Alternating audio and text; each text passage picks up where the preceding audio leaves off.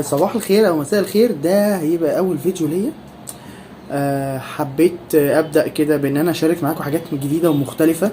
هو انا مش عارف هتكون فعلا جديده بالنسبه لكم ولا لا، بس على الاقل جديده بالنسبه لي. يعني ممكن بعد كده هتقولوا لي انتوا عايزين اجرب ايه. يعني انا ممكن اجيب انا حاجات انتوا تقولوا لي عليها ونجربها مع بعض.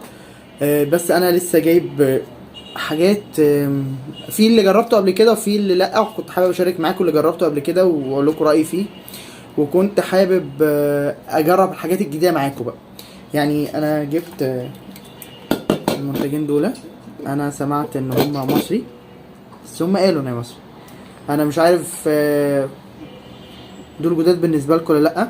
والمنتج ده بالمناسبه، المنتج ده هيتقال عنه شويه كلام حلوين، يعني انا حابب نتكلم عنه كتير.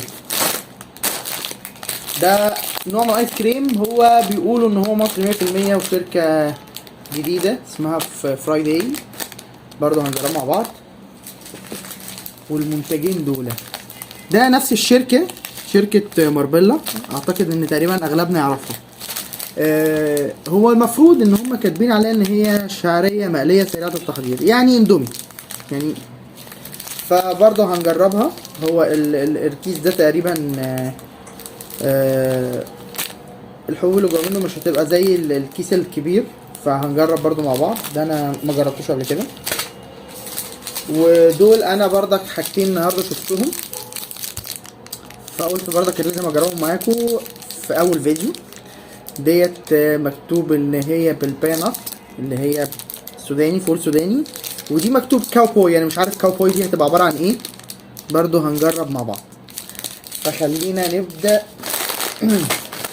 بدول اللي قلنا هنتكلم عليهم كتير، علشان خاطر دول ليهم شويه امتيازات حلوه كده، حابين نجربوهم مع بعض. يعني هو هنا كاتب ان الكيس ده كله، هو 70 جرام. كاتب ان هو فيه 280 كالوري. يعني اعتقد ان ده هينفع جدا الناس اللي بتعمل دايت والرياضيين، ينفع سناكس حلو. انا لقيت منه طعمين. هو اللي بيبيع كان قايل ان هو فيه 3 اطعمه، بس ماليش غير دول. ده نوع تقريبا بشوربه كريمه البصل، وده بالليمون، سويت ليمون الحلو. فاحنا هنجرب ده ونجرب ده ونشوف ايه راينا. انا برضو ده ما جربتوش قبل كده، فدول محتاج ان احنا نعرفه ايه وضعه. خلينا الاول نجرب الليمون الحلو ده. هو كيس من جوه كويس، انا شايف ان هو كميته حلوه. هو ده الكيس 70 جرام ب 10 جنيه. ولسه بقى هنجرب دلوقتي مع بعض.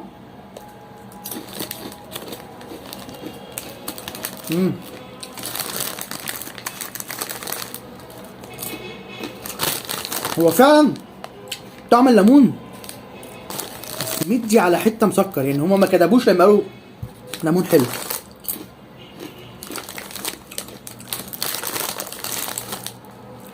لا، جميل جدا، طعمه لذيذ.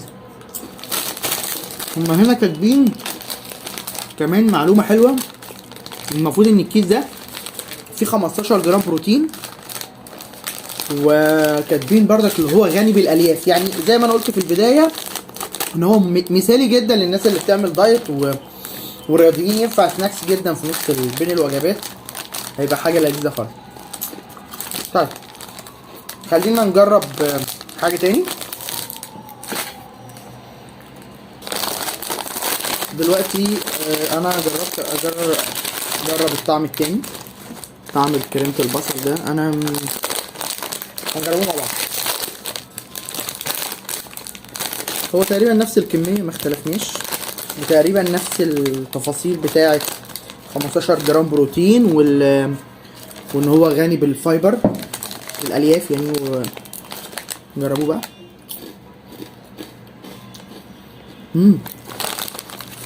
انا بحب الطعم ده. الطعم ده هو طعم البصل مش باين قوي، لكن لا، هو طعم مختلف. هو مالح سيكا، يعني املح من ده. وطعمه،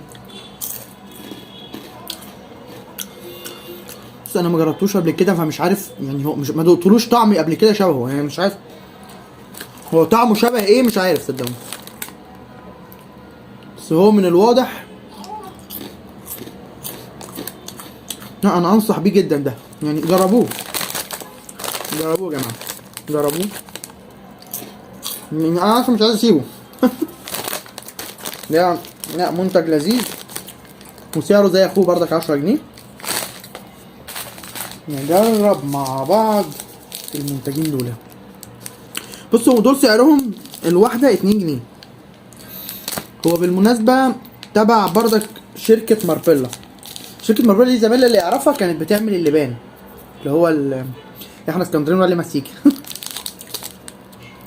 ف نجربوه مع بعض.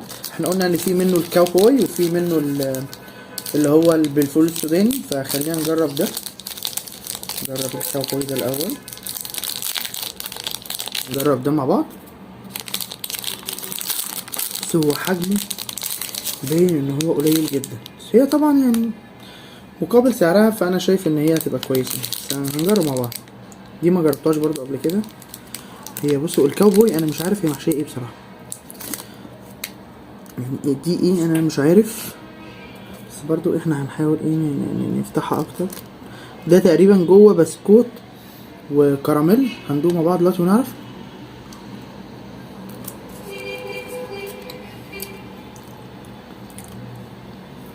بس هي مسكره جدا والبسكوت اللي جوه مقرمش، وده تقريبا طبقه كراميل جوه.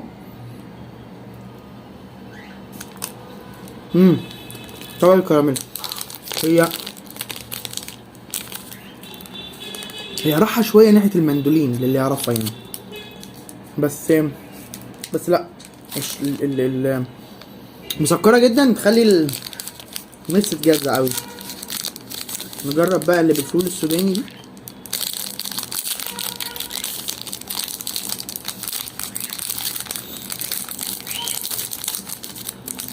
هي تقريبا نفس القطعة مختلفناش، بس بقى جوه التفاصيل ايه. هي ما فيهاش فول سوداني. مش عارف، هي تقريبا بمعجون فول السوداني، مش عارف. انا بحاول مش عارف، هنشوفه.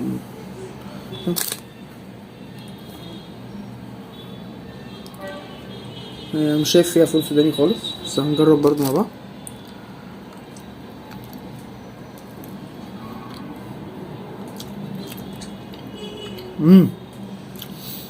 هو الطعم فيه فول سوداني، وفي الغالب الفول السوداني مطحون مش فول سوداني صريح، هو فول سوداني مطحون، بس هو طعمها لذيذ يعني، مش زي ديت. لا دي كانت مسكره قوي، دي مش مسكره قوي زي التانية، بس طعم فول سوداني واضح جدا فيها. لا حلوه دي، احلى الفول السوداني احلى. هنجرب بقى المنتج ده اللي انا بصراحه مشتاق اجربه، يعني انا حسب الوصف اللي اتوصف لي ان هو منتج مصري ومنتج هنشوف مع بعض. بس هو انا مش شايف مكتوب عليه اي تفاصيل لحاجه غير بس ان هو بيقول يعني مثلا ان الرمان مكتوب عليه ان هو غني بفيتامين بي 12 وبي 6، وهنا مكتوب ان هو غني بفيتامين د وبي 12 برضو، بلس حاجه تانية بقى ان هما كاتبين ان الطعم بتاعه طبيعي 100%. فده هنجربه ونشوفه مع بعض دلوقتي. نجيب كوبايه نرجع تاني. احنا قلنا ده بالرمان وده مكتوب عليه ان هو بالبلو بيري، بس هو في لفته بقى يعني عجبتني، لان احنا دايما بنجيبها من بره بنشربها على طول، فديت يعني انا شايف ان دي حاجه امان جدا يعني. ده المفروض ان هو غطا ده بيركب عليها عشان يغطيها من هنا، بس هو طبعا برضه ما زالت فيها جوه، مش عارف باينه في الكاميرا ولا لا. جوه بردك يعني بردك ناخد بالنا من المنتجات اللي بنجيبها ايا كانت، طالما موجوده في الشارع يبقى لازم ناخد بالنا، علشان خاطر احنا بنشرب على طول من الشارع. طيب تمام، بس هي لفتة حلوة برضو ان هي تكون عليها الغطا ده، فدي حاجة كويسة جدا. فخلينا نجرب الطعمين مع بعض. احنا هنجرب الاول ده البلو بيري، ريحته قوية اوي، لونه غريب. اوكي ونجرب الرمان.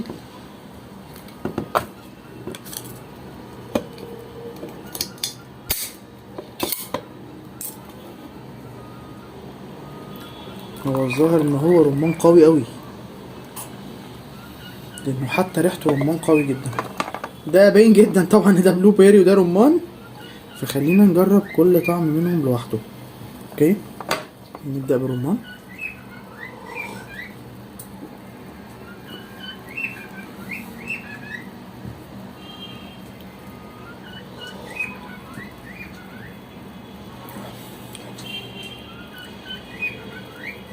طعم الرمان خفيف شوية، بس الصودا بتاعتها عالية جدا. يعني اعتقد اعلى صودا كنت دقتها روز صودا بالقاضي قبل كده. بس فعلا طعم الرمان مش واضح قوي. نجرب البلو بيري، نفصل بينهم الاول.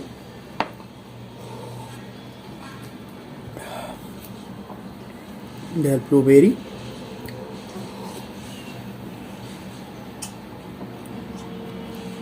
طعم البلو بيري الصودا فيه عالية، والبلو بيري باين جدا، باين اكتر. يعني طعمه لذيذ جدا. لا لذيذة، البلو بيري احلى من وجهة نظري. يعني ممكن حد تاني يختلف معايا في الرأي، بس انا شايف ان البلو بيري افضل، وشايف ان طعم البلو بيري هيبقى اقوى شوية. حلو، يبقى انا شايف ان المنتجين دول، انا بالنسبة لي انا البلو بيري كسب. والمنتج ده في ناس بتبيع القطعة ب10، وفي ناس بتبيعها ب13، وفي ناس بتبيعها ب15. انا مش عارف ايه الفرق، بس انا شايف ان يعني في الغالب هلاقيها ب 13 من 15، من 13 ل 15 جنيه. يعني ده ده هتلاقوه في معظم الاماكن من 13 ل 15 جنيه. بس بالمناسبه انا لفيت كتير عقبال ما لقيتها، فمش عارف هي متوفره عندكم ولا لا. نجرب الايس كريم. انا سايب الحاجتين دول للاخر.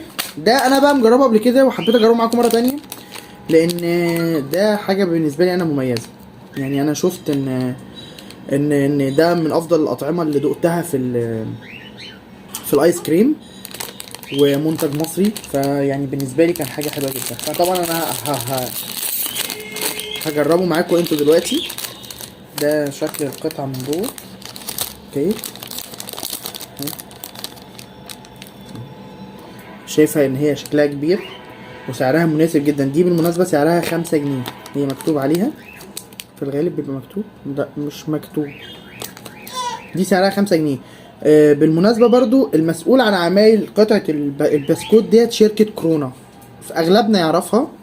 شركة كورونا ديت بتصنع كاكاو وشوكولاتة، ومؤخرا كانت بسكوتات، بس شركة محترمة جدا. فخلينا برضك نجربه معاكم. انا عارفه طبعا، بس هنقل لكم التجربة بقى.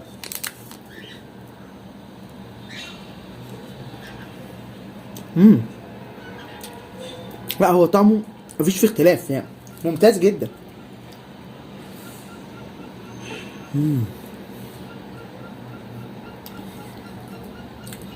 انا بحبه جدا، وهو طعمه فعلا مميز. وطعم البسكوت بتاعه مش مسكر قوي، وطعم الشوكولاته بتاعت البسكوت، لانه بسكوت معمول بالكاكاو، فطعمها باين واضح قوي.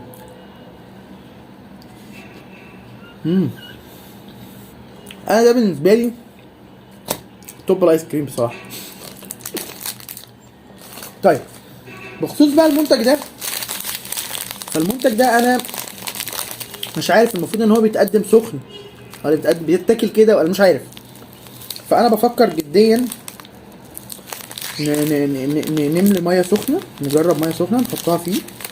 مش عارف ده هيحتاج توابل ولا لا، مش عارف طبعا. فخلينا نجربه بقى مع بعض.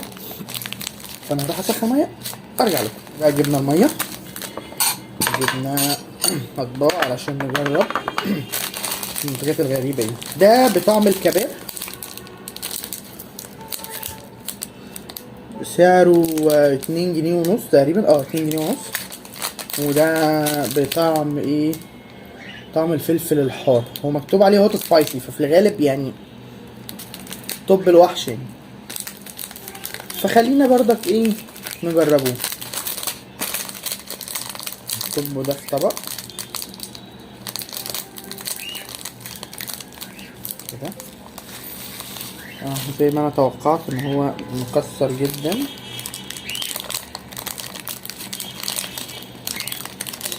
عندنا كل الكمية، هي الكمية مش كتيرة قوي بس مش قليلة يعني، بس هي مش وجبة تشبع يعني، فهي حاجة ممكن سناك برضو. ده الكباب.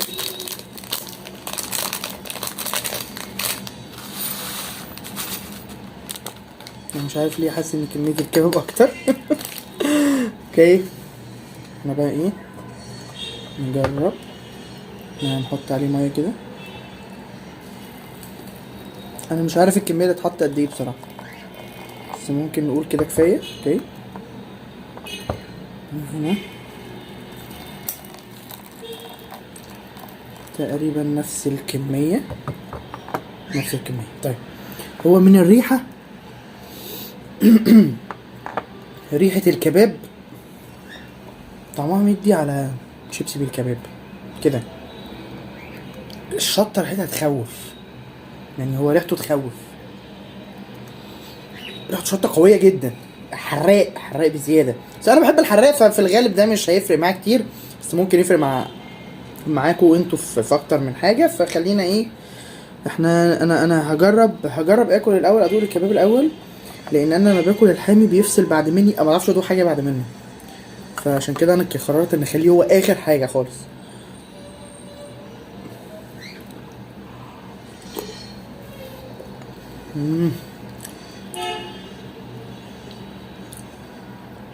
طعمه اندومي عادي، بس هو ما نفش ولا حاجه، ما كبرش يعني، لسه في قرشه، ممكن يكون محتاج يستنى شويه في الميه.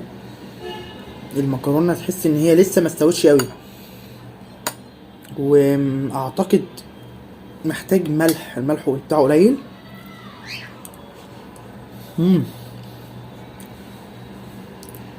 واعتقد ان كل ما بيقعد في الميه الطعم بيبان اكتر يعني. انا شايف ان اول مره غير اول معلقه غير ديت. خلينا نجرب كميه اكبر شويه، هننزل منها الميه.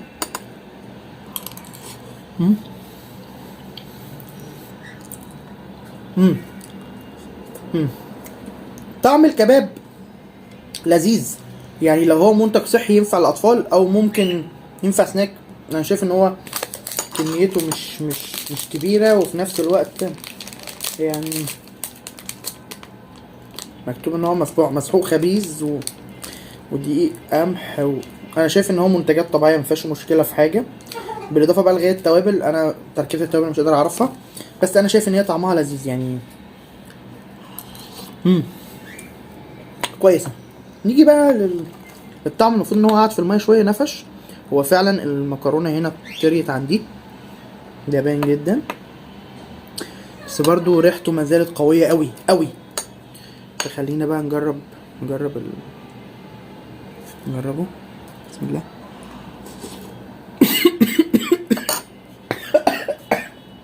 صح.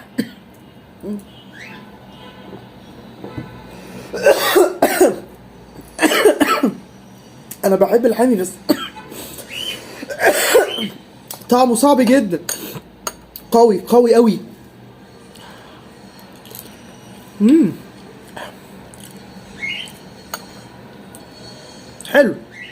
حلو اللي انا شايف طعمه لذيذ. طيب، هو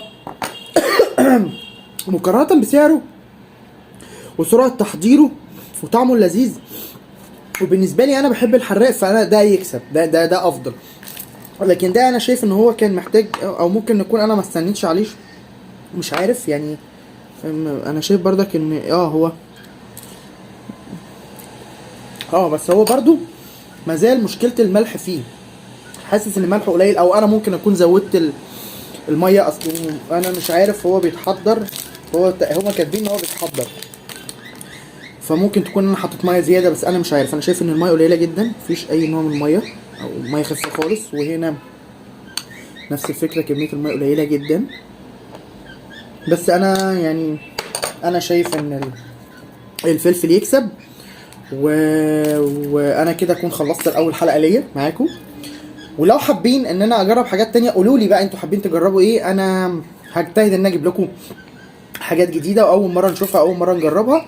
وانتوا هستنى رايكم في الفيديو ده، هيهمني جدا ان هو اول فيديو ليا، فده يشجعني ان انا اكون بكمل. وهستنى برضو تقولوا رايكم في المنتجات. تمام. وحابين تجربوا ايه جديد قولوا لي تحت بقى في الكومنتات انتوا حابين تجربوا ايه، ممكن اجيبه ونجربه مع بعض. تمام. وما تنسوش اللايك بتاعكم. باي.